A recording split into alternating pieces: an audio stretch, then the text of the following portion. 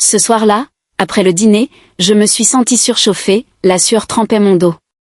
J'ai décidé de prendre une douche pour me sentir plus à l'aise, la salle de bain était minuscule. L'eau chaude sur ma peau était douce et agréable. Après avoir terminé ma douche, j'ai enfilé une robe beige à col en V avec une longue fermeture éclair dans le dos, que je porte généralement à la maison. Je suis allée dans la chambre et je l'ai mise. Lorsque j'ai essayé de monter la fermeture éclair, je me suis aperçue qu'elle était coincée au centre. Peu importe mes efforts, je n'arrivais pas à la remonter. D'abord, j'ai regardé autour de moi, confuse, et j'ai pensé à appeler mon mari à l'aide, mais en entrant dans le salon, la lumière tamisée était allumée. Seul mon beau-père était assis dans le fauteuil. En entendant mes pas, il a levé les yeux, visiblement surpris. « Où sont ton mari et ton père ?» ai-je demandé, ma voix légèrement hésitante. « Eden vient de partir, probablement pour faire des courses. »« Y a-t-il un problème ?» Sa voix était calme. J'ai mordu ma lèvre. Dans ce cas, il n'y avait pas d'autres options. J'ai répondu maladroitement, « La fermeture éclair de ma jupe est coincée, peux-tu m'aider ?» En entendant cela, il a posé sa tasse de thé sur la table, il s'est levé et s'est approché. « Laisse-moi voir, dit-il. » Lorsqu'il se tenait juste derrière moi, l'espace entre nous semblait très proche, son souffle effleurait doucement l'arrière de mon cou, me rendant mal à l'aise. Il a saisi délicatement la fermeture éclair, fronçant légèrement les sourcils, il a répondu, « Elle semble coincée dans le tissu » et a commencé à la tirer. J'ai entendu un petit clic, et tout s'est passé trop vite, la fermeture éclair a glissé brutalement, et la robe en soie douce est tombée à mes pieds en un instant. Je suis restée figée. Pendant un bref instant, j'ai ressenti une impression de hors du temps. La brise de la fenêtre s'est engouffrée, laissant ma peau glacée. Bonjour à tous, je m'appelle Léa et j'ai 28 ans.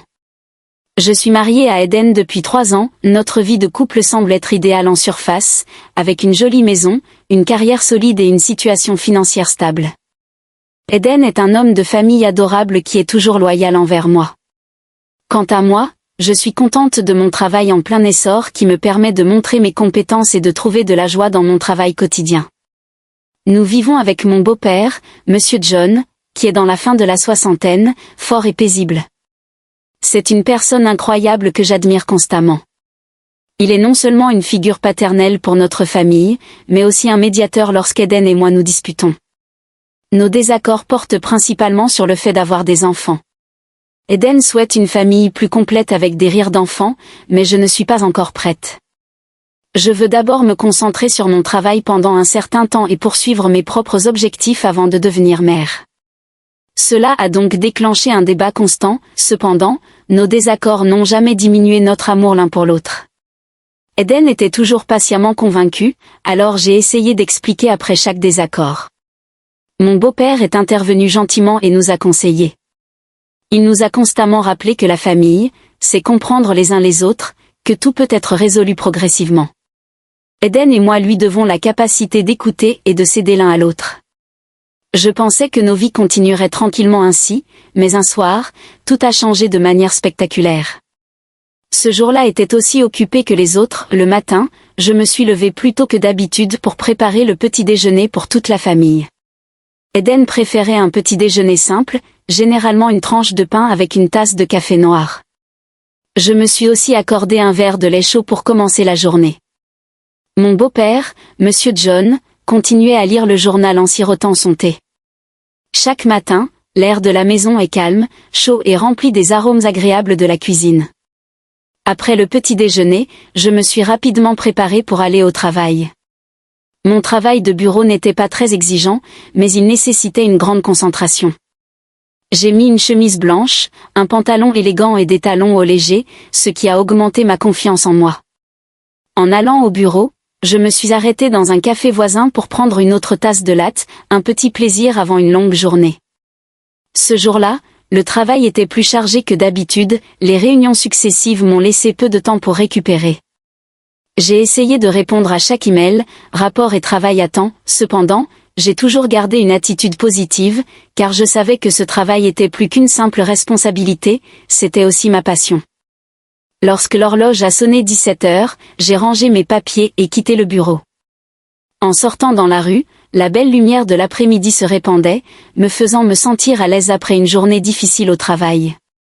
Je me suis arrêtée au magasin d'alimentation près de chez moi pour acheter des produits frais. Aujourd'hui, je voulais préparer un dîner plus exquis que d'habitude, car cela faisait longtemps que toute la famille n'avait pas eu l'occasion de s'asseoir et de manger ensemble tranquillement. Quand je suis arrivée à la maison, je suis allée directement à la cuisine. Eden venait juste de rentrer et il souriait en m'aidant à préparer la table. Le dîner était servi, une soupe de poulet chaude, du poisson grillé et des légumes sautés parfumés. Mon beau-père est sorti du bureau, heureux de voir le dîner. Nous nous sommes assis pour manger ensemble, conversant et riant tout au long du repas. Malgré quelques petits désaccords concernant les enfants, les repas en famille restent les occasions les plus chères pour moi. Je ne m'attendais pas à ce qu'un événement imprévu perturbe tout après le dîner. Après le repas, je me suis sentie un peu étouffée et je suis allée aux toilettes. L'eau froide a apaisé l'anxiété dans mon cœur. Après la douche, je me suis habillée de ma robe en soie crème préférée avec une fermeture éclair dans le dos. Quand je me suis tenue devant le miroir pour la fermer, j'ai vu que la fermeture éclair était coincée au milieu. J'ai lutté avec elle mais je n'ai pas pu la remonter. Je suis sortie dans le salon, je comptais demander de l'aide à Eden, mais le salon était vide. Je me suis tournée et ai dit « Où es-tu, Eden ?» Il n'y a pas eu de réponse. Mon beau-père, assis dans un fauteuil en train de lire, leva les yeux. Eden est sorti un moment, que se passe-t-il ? J'hésitai un instant avant de dire « la fermeture éclair de ma robe est coincée, je n'arrive pas à la remonter, peux-tu m'aider ?» Il posa le livre et se leva. « Laisse-moi voir. » Il s'approcha, son regard aussi serein que toujours. Je me suis écartée doucement, baissant la tête pour lui permettre un meilleur accès à la fermeture éclair. Ses puissants doigts musclés touchèrent la fermeture éclair. « Elle semble coincée dans ce tissu, répondit-il, en essayant de la remonter. Cependant, lorsqu'il appliqua de la force, la fermeture éclair se détacha avec un léger bruit et la robe en soie glissa, me laissant figée sur place. Nous étions tous les deux stupéfaits. Je ne savais pas comment répondre, alors je suis restée là comme une statue. Il s'éloigna précipitamment, sa voix remplie de tristesse. « Je suis désolée, je ne voulais pas. » Je pris rapidement le vêtement, mes mains tremblant. Papa me le passa sur le corps. « C'est bon, papa, c'est juste que ma robe est trop lâche, dis-je sans oser lever les yeux. » Il fit quelques pas en arrière, espérant maintenir son calme. « Répare-le toi-même, laisse Eden revenir et demande-lui de l'aide. » Il se retourna et partit immédiatement, me laissant seule dans la pièce. L'atmosphère était lourde et désagréable, je sentais mon pouls accélérer. Humiliée et perplexe, je n'arrivais à me concentrer sur rien ce soir-là. Chaque fois que je me souvenais de l'expression désolée de Monsieur J, je me sentais de plus en plus lourde. Je ne savais pas ce qu'il pensait, et cela m'inquiétait encore plus. Eden rentra tard à la maison, comme s'il ne réalisait pas ce qui s'était passé. Il continua de sourire et de converser gaiement, inconscient de mon agitation. J'essayais de rester normale, mais je ne pouvais m'empêcher de me sentir perdue. Dans les jours qui suivirent l'incident, je remarquai un changement chez Monsieur J.N. Il ne me parlait plus comme avant, évitant généralement mon regard si nos chemins se croisaient dans la maison. Cela m'angoissait, mais je ne savais pas comment commencer à converser pour alléger l'inconfort. Cependant, parfois, je le surprenais à me regarder, ses yeux cherchant quelque chose. À ces moments-là, je détournais rapidement le regard, essayant de paraître calme, bien que mon cœur fût en turmoil. Je ne savais pas ce qu'il pensait, ce qui m'inquiétait encore plus. Je me convainquais que tout cela passerait, que le temps guérirait les blessures invisibles, mais je me trompais. Ce matin-là, j'étais fatiguée, ma gorge me faisait mal et mon esprit était en ébullition. Après avoir pris ma température, je réalisai que j'avais une légère fièvre. Eden était rentré tôt pour le travail. Je décidai de prendre la journée pour me reposer. Mon beau-père resta à la maison, mais comme d'habitude, il passait son temps dans son bureau à lire des livres et des journaux ou à faire ses propres affaires. Je restai allongée dans mon lit pendant longtemps, tellement épuisée que je n'arrivais qu'à essayer de dormir. Mais comme la pièce était trop chaude, je décidai de sortir dans le salon pour prendre de l'air frais. J'étais habillée de pyjama modeste, les cheveux lâchés, et mon visage pâle à cause de la maladie. Lorsque je suis entrée dans le salon, j'ai remarqué Monsieur John assis dans une chaise, les yeux fixés sur son écran de téléphone. J'ai murmuré bonjour doucement, mais il n'a pas répondu. Il leva plutôt la tête et me fixa. Ses yeux n'étaient plus aussi sereins que d'habitude. « Tu ne te sens pas bien ?» dit-il d'une voix plus forte que d'habitude. « Oui, j'ai un petit rhume, je prends la journée pour me reposer, répondis-je en essayant de garder une attitude normale. Il ne dit rien d'autre, hocha simplement la tête, mais son regard restait fixé sur moi, comme s'il cherchait quelque chose dans mon regard. Cette sensation me rendait vraiment nerveuse. Je pensais sortir pour échapper à l'atmosphère stressante, mais lorsque je me retournai, j'entendis sa voix crier « Léa, viens ici, j'ai quelque chose à te dire. » Je m'arrêtai, mon cœur serré par une sensation étrange.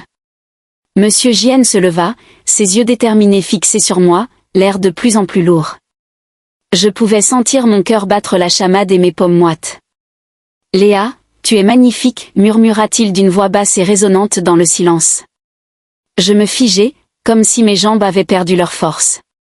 Mon corps entier était glacé, chaque mot qu'il prononçait était comme une lame perçant mon cœur. « Papa, de quoi tu parles ?» dis-je en tremblant, la voix étranglée, mais il ne répondit pas immédiatement. Il s'approcha rapidement, chaque pas me donnant l'impression que l'espace autour de moi se réduisait. Ses yeux étaient fixés sur moi, sans bouger.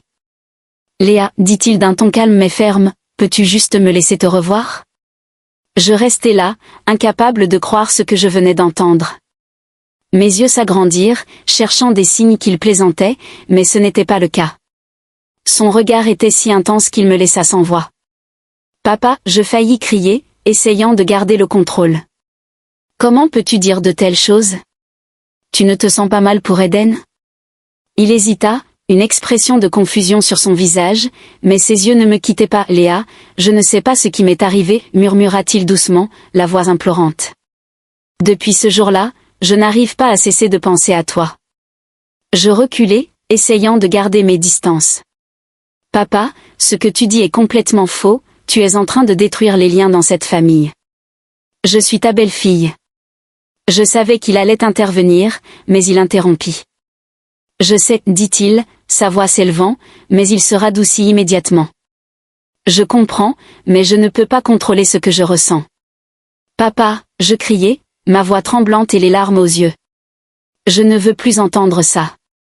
Je ne comprends pas comment tu peux dire de telles choses. » Monsieur John resta immobile, ses yeux baissés, comme s'il luttait contre une force intérieure.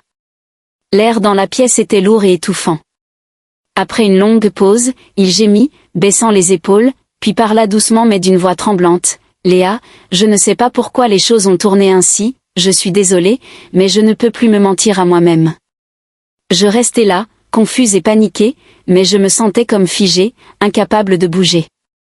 Il s'approcha de moi, chaque pas lourd et délibéré, ses yeux remplis de conflit et d'une souffrance indescriptible.